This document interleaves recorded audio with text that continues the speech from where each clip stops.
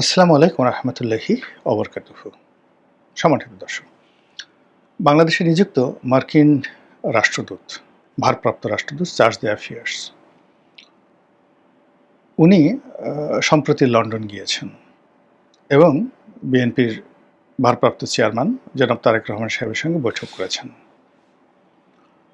তো তিনি যে তারিখে বৈঠক করেছেন, সেই বৈঠকের অনেক দিন পর এই খবর মিডিয়াতে এসেছে। মার্কিন দূতাবাসের পক্ষ থেকে কোনো কথা বলা হয়নি, আর বিএনপির পক্ষ থেকে এই বৈঠক নিয়ে কোনো কথা বলা হয়নি। ফলে কি হলো, এই বৈঠক নিয়ে নানা রকম পক্ষে এবং বিপক্ষে কথাবার্তা চলছে। বৈঠক হয়তো মাসখানেক আগে হয়েছে, আর এই ঘটনা নিয়ে গত 15 দিন ধরে আলাপ আলোচনা হচ্ছে। আমি অনেকটা ইচ্ছে করি সময় নিলাম যে দেখি কে কি বলে বা পরিস্থিতি কোন দিকে যায়। তো এখন মার্কিন যুক্তরাষ্ট্রের যে তৎপরতা, বিশেষ করে এখন যিনি ভারপ্রাপ্ত রাষ্ট্রদূত রয়েছেন, তিনি তারেক রহমান সাহেবের সঙ্গে দেখা করে এসেছেন। এটি নজিরবিহীন ঘটনা। প্রথমত, বাংলাদেশের নিযুক্ত একজন ভারপ্রাপ্ত রাষ্ট্রদূত তিনি তৃতীয় কোনো দেশে গিয়ে তারপর একটি বড় রাজনৈতিক দলের নেতা, যিনি কিনা প্রবাসে আছেন এবং এখন পর্যন্ত বাংলাদেশে আসছেন না, এবং ওখানে বসে তিনি দল পরিচালনা করছেন, তার সঙ্গে যে দেখা এবং সাক্ষাৎ এবং যে বিষয়ে পরামর্শ করা, এরকম নজির আমি দেখিনি। আমাদের দেশে এরকম ঘটনা না ঘটলেও ইতিপূর্বে ধরুন না ঘটেছে, যেমন শেখ হাসিনা দিল্লিতে ছিল, তখন বাংলাদেশের কোনো রাষ্ট্রদূত গিয়ে দিল্লিতে দেখা করেছেন আমার জানা নেই। আয়াতুল্লাহ খামেনি ছিলেন প্যারিসে, তার সঙ্গে কোনো আমেরিকান রাষ্ট্রদূত দেখা করেছেন বা অন্য কোনো রাষ্ট্রদূত দেখা করেছেন তাও খবর আমরা জানি না। বেনজির ভুট্টো ছিলেন দুবাইতে, ব্যাংককে নওয়াজ শরীফ ছিলেন সৌদি আরবেতে, ব্যাংককে সিঙ্গাপুরে। তো তাদের কারোর সঙ্গে কোনো দেশের রাষ্ট্রদূত দেখা করেছেন এরকম কোনো নজির নাই। তো সেক্ষেত্রে বাংলাদেশে নিযুক্ত মার্কিন রাষ্ট্রদূত তিনি তারেক রহমান সাহেবের সঙ্গে দেখা করলেন। এটার মাঝে যা কি, কারণটা কি, কেন তিনি দেখা করলেন, এটা কি বিএনপির জন্য ভালো কিছু না মন্দ কিছু, এই বিষয়গুলো নিয়ে আলোচনা করব। তার আগে বর্তমান রাষ্ট্রদূতের কিছু কর্মকাণ্ড নিয়ে আলোচনা করা আবশ্যক। আপনারা দেখেছেন যে এই রাষ্ট্রদূত বাংলাদেশের প্রধান বিচারপতির সঙ্গে দেখা করেছেন। কোনো কোনো জায়গাতে এসেছেন যে তিনি প্রধান বিচারপতির বাসভবনে এসেছেন, কোনো কোনো খবরে এসেছে যে প্রধান বিচারপতি রাষ্ট্রদূতের বাসভবনে দেখা করতে গিয়েছেন। এটা শুধু নজিরবিহীন নয়, এটি রীতিমতো ভয়াবহ একটি ঘটনা এবং আমাদের রাজনীতির জন্য, স্বাধীন বিচার ব্যবস্থার জন্য, আমাদের সকল কিছুর জন্যই এটি একটি অশনি সংকেত। এইরকমভাবে ঘটনা পৃথিবীর কোথাও ঘটেনি। বিচার বিভাগ সবচেয়ে পবিত্র, সবচেয়ে সম্মানিত, স্পর্শকাতর একটি জায়গা। প্রধান বিচারপতির সঙ্গে প্রধানমন্ত্রী, এমনকি রাষ্ট্রপতিরও ওইভাবে দেখা সাক্ষাৎ হওয়া আমাদের দেশে শোভনীয় নয়। এটা একটা সম্পূর্ণ একটা অ্যাবসলিউটলি একটা মান মর্যাদার এমন একটা জায়গাতে এখানে প্রধান বিচারপতি কারো অধীন নন, কারো অধীন নন। তার বিরুদ্ধে কোনো অভিযোগ থাকতে পারলে সেটা অভিযোগ প্রমাণ করার জন্য একটা প্রসিডিউর রয়েছে, তার বিরুদ্ধে ব্যবস্থা নেওয়ার জন্য একটা প্রসিডিউর রয়েছে, কিন্তু এই ভদ্রলোককে ডেকে বা তার সঙ্গে দেখা করে কোনো কথাবার্তা বলার নজির আমাদের দেশে নেই। হ্যাঁ, আমাদের দেশে অতীতে যে কাজগুলো হয়েছে, এসকে সিনহাকে পিটিয়ে চট থাপ্পড় মেরে বাংলাদেশ থেকে তাড়িয়ে দেওয়া হয়েছে। তো তখন তো এসকে সিনহার সঙ্গে দেখা করার জন্য কোনো রাষ্ট্রদূত আসেননি, কিংবা এসকে সিনহা দেশের বাইরে আছেন, সেখানে মার্কিন ডিপার্টমেন্ট অফ জাস্টিস তাদের কোনো কর্মকর্তা এসকে সিনহার সঙ্গে দেখা সাক্ষাৎ করে তাকে আবার বাংলাদেশে ফিরিয়ে আনা, তার ন্যায় বিচার প্রতিষ্ঠা করা, তাকে নিরাপত্তা দেওয়া, এমন কাজ তো আমেরিকা সরকার বা কানাডা সরকার এখন পর্যন্ত করেনি। কিংবা ধরুন আমাদের একজন সাবেক প্রধান বিচারপতি, তাকে হাতকড়া পরিয়ে আদালতগুলোতে, নিম্ন আদালতগুলোতে ঘুরানো হচ্ছে। তো এই ব্যাপারে তো মার্কিন রাষ্ট্রদূত বা ব্রিটিশ রাষ্ট্রদূতের কোনো কর্মকাণ্ড নেই, কিন্তু প্রধান বিচারপতি এখন যিনি আছেন, ভদ্রলোক মানুষ, তার প্রতি তার এত নজর পড়লো কেন? ভীষণ রকম একটা বাজে দৃষ্টান্ত। এরপর রাজনৈতিক যারা নেতৃবৃন্দ রয়েছেন, বিশেষ করে এনসিপি ছাত্রদের দল, তারা এই রাষ্ট্রদূতের সঙ্গে দেখা করছেন। সাবেক রাষ্ট্রদূত পিটার ডি হাসের সঙ্গে দেখা করার কথাবার্তা হচ্ছে।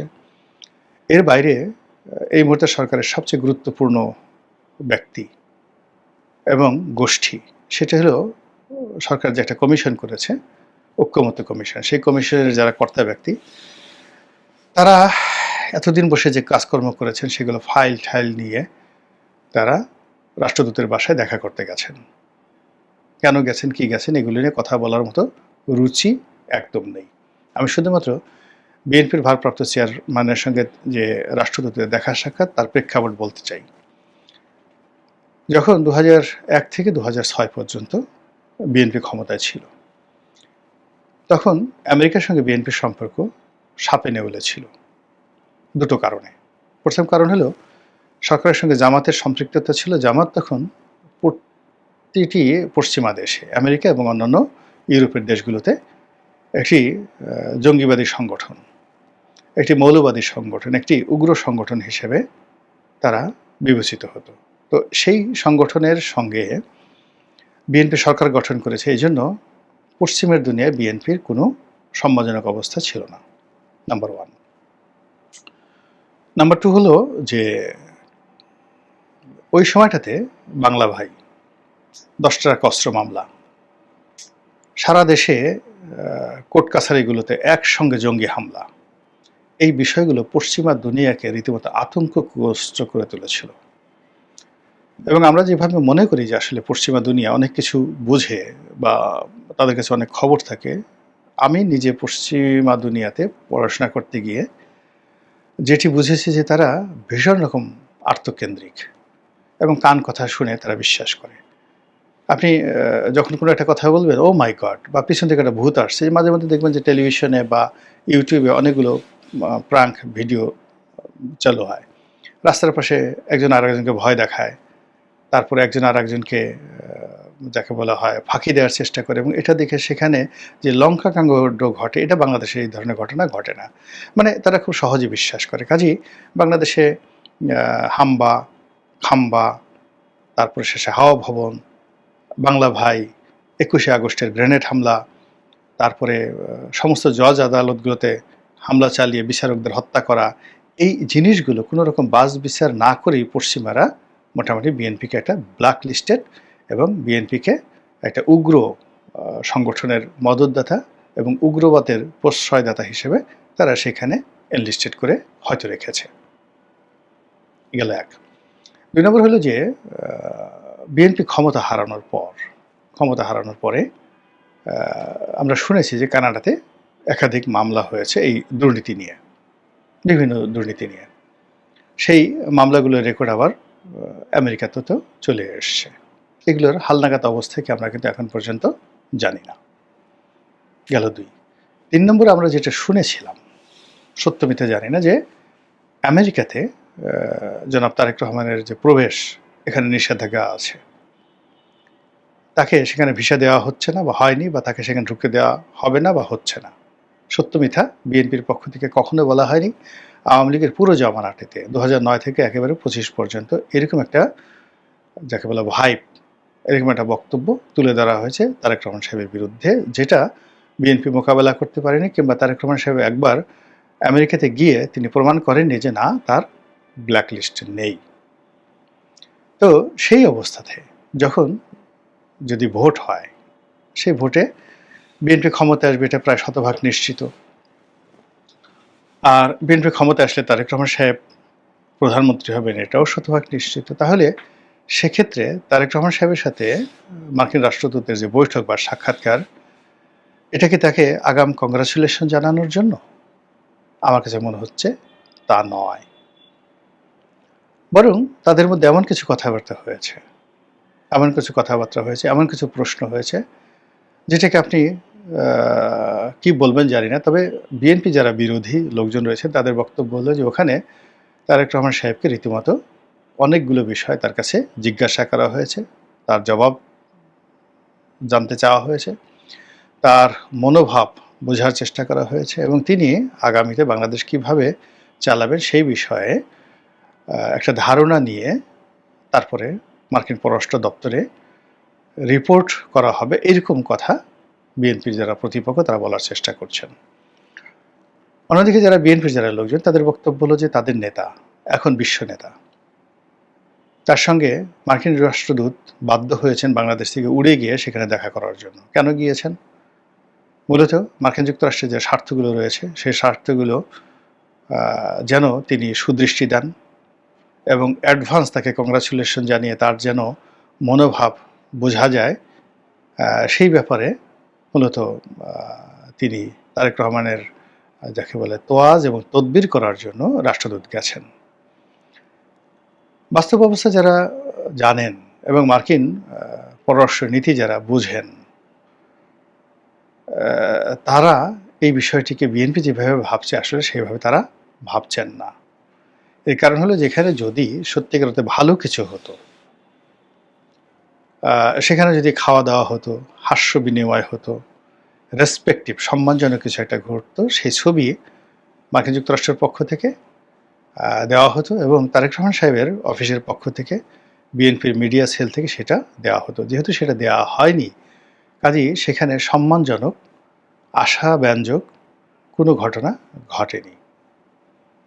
এর ফলে কি হলো, এই যে তারেক রহমান সাহেব এবং মার্কিন রাষ্ট্রদূতের যে বৈঠক, এই বৈঠকটি নানা রকম আতঙ্ক ছড়িয়ে পড়েছে এবং নানা রকম অশনির সংকেত দেখা দিয়েছে এবং এর ফলে নির্বাচন নিয়ে আমরা ক্রমশ ভীত সন্ত্রস্ত হয়ে পড়ছি। আমেরিকা এখন যেভাবে জামাতের সাথে বৈঠক করছে, যেভাবে এনসিপির সঙ্গে বৈঠক করছে এবং যেভাবে বারবার ডক্টর মোহাম্মদ ইউনূসের সঙ্গে বৈঠক করছেন এবং সেই বৈঠক করে তাদের মধ্যে যতটা বডি ল্যাঙ্গুয়েজ দেখা যাচ্ছে যে ডক্টর মোহাম্মদ ইউনূসের সঙ্গে হাস্যরত অবস্থায় বা হাস্যোজ্জ্বল কোনো ছবি আমরা মার্কিন রাষ্ট্রদূত দেখিনি এবং সেখানে মনে হচ্ছে যে তাদের মধ্যে কিছু অপ্রীতিকর কথা, অপ্রিয় কথা বিনিময় হচ্ছে এবং সে সকল বিষয়ে প্রধান উপদেষ্টার কার্যালয় থেকে বা মার্কিন রাষ্ট্রদূতের কার্যালয় থেকে কোনো সংবাদ আসছে না, কিন্তু ঘন ঘন তাদের মধ্যে বৈঠক হচ্ছে। এগুলো নিয়েও কিন্তু নানা রকম যাকে বলা হয় নেতিবাচক কথা, নানা রকম অশনির সংকেত কিন্তু ছড়িয়ে পড়েছে। তো ঘটনা যাই হোক না কেন, আমার কাছে মনে হচ্ছে যে আমরা স্বাধীন একটি দেশ, আমরা আমাদের মতো নির্বাচন করব, আমরা আমাদের মতো নেতা নির্বাচন করব, আমাদের দেশের কে প্রধানমন্ত্রী হবেন বা হবেন না এটা নিয়ে আমরা সিদ্ধান্ত নেব। সেখানে আমেরিকা বলেন, ইংল্যান্ড বলেন, ইউরোপের অন্য কোনো দেশ বলেন, তাদের কী বা করার আছে? কিন্তু আমরা কেন বারবার এই খপ্পরের মধ্যে পড়ে যাচ্ছি? এক। ২ নম্বর হলো যে এরকম একটা বৈঠক যদি হয়, হতে পারে, তো সেটা নিয়ে যদি খোলামেলা আলাপ আলোচনা করি, কী কী বিষয়ে আলাপ আলোচনা হয়েছে, কথাবার্তা হয়েছে, সেগুলো যদি উভয় পক্ষ খোলামেলা কথাবার্তা বলে এবং কোনো পক্ষ যদি এই ব্যাপারে বলতে রাজি না হয়, তাহলে এই ধরনের বৈঠক না হওয়াটাই যুক্তিযুক্ত। কিন্তু এই যে বৈঠক যেভাবে হয়ে গেছে, তার প্রেক্ষিতে যে সকল গুজব ছড়িয়ে পড়েছে এবং যে সকল আতঙ্ক ছড়িয়ে পড়েছে, তা আলটিমেটলি রাজনীতি, অর্থনীতি, নির্বাচন, গণতন্ত্র এর সব কিছুকেই মূলত ব্যাহত করবে এবং বাধার সৃষ্টি করবে। মহান আল্লাহ আমাদের সবাইকে হেদায়েত দান করুন এবং হেফাজত করুন। আসসালামু আলাইকুম ওয়া রাহমাতুল্লাহি ওয়া বারাকাতুহু।